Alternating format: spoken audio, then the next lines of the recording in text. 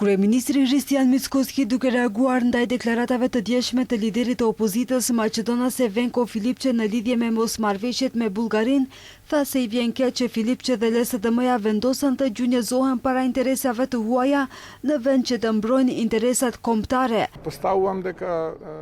Supozoj se kryetari i LSDM-s ende po i shijon ato festa në Dubai, nën përshtypjen e muzikës së një autori dhe këngëtari serb të muzikës folk, dhe i mahnitur nga gjithë kjo, madje edhe i verbëruar, nuk arrin as të shoh, as të dëgjoj atë që po ndodh nga viti 2022 e katej, përkatësisht nga momenti kur qeveria e LSDM-s dhe BDI-s e pranoi atë kapitullim historik, me të cilën tregoi dhe dëshmoi edhe një herë se është butaku i identitetit maqedonas dhe kjo nuk do të mbetet ashtu siç ata mendojnë se do të mbetet. Kryeministri mëtej parashikoi se pas zgjedhjeve të ardhshme, të cilat sipas tij do të mbahen së shpejti, LSDM-ja do të dobësohet edhe më shumë.